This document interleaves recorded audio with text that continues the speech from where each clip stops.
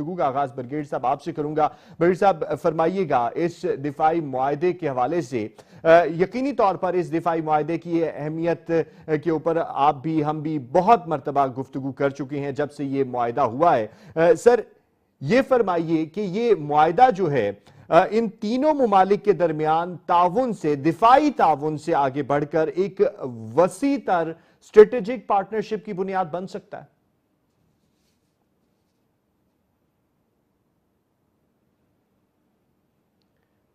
Brigade صاحب میرا آپ سے سوال ہے. برگیڈ حارث سے کیا آپ نے سوال؟ جی جی جی جی میں یہی کہہ رہا ہوں برگیڈ صاحب آپ سے میرا سوال ہے. دیکھیں یہ ایک بہت ہی امپورٹنٹ ایک دفاعی معاہدہ ہوا ہے اور یہ کافی عرصے سے اس کا ذکر چل رہا تھا کہ سعودی عرب، ترکی اور پاکستان اس میں دیکھیں اس کی ایک اہمیت اس بات پہ بھی دیکھیں آپ کہ ترکی کی جو ہے وہ ٹیکنالوجی اور ماڈرن جو ان کی آرمی ہے اس کو آپ دیکھ لیں. سعودی عرب کی کلیئر ہیڈڈ ایک سنسیئر لیڈرشپ اور اس کے ساتھ ان کے فائنینشیل ریسورسز اور پاکستان ایک بیٹل ہارڈنڈ آرمی اس کے ساتھ number 2 we are the nuclear country. Number 3 مارکا نے دنیا کو بتا دیا کہ ہماری مسلح افواج کتنی پروفیشنل بیٹل ہارڈنڈ ہیں اور فیلڈ مارشل سے انہوں نے جس طریقے سے پوری قوم کو اکٹھا کر کے انڈیا کو ذلت میں شکست دی، اس کو آئسولیٹ کر دیا. ہم ریجنل اسٹیبلائزر بن گئے، نیٹ سیکورٹی پرووائڈر بن گئے. فیلڈ مارشل کی تعریف پریزیڈنٹ ٹرمپ بار بار کرتے ہیں. ٹرمپ نے پیس کیپنگ میں جو کام کیا ان چیزوں نے دنیا کو اٹریکٹ کیا کہ Pakistan is a very strong military force.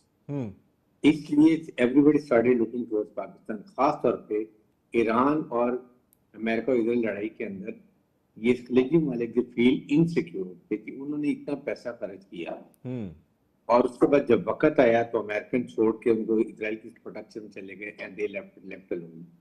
تو ناؤ ایک وہاں پہ سیکورٹی ڈائنامکس چینج ہوتے ہوئے نظر آئے کہ ہمیں خود اسٹرانگ ہونے کی ضرورت ہے.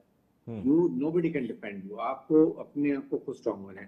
اور سیکنڈ میں نے آپ کو تینوں کی جو کوالٹیز بتائی ہیں اس سے یہ دیکھیں کہ یہ تینوں کی اگر کوالٹیز کو ملا لیں سعودی عرب، ترکی اور پاکستان تو یہ بہت ہی اسٹرانگ فورس ملٹی پلائر دے کمپلیمنٹ ہی.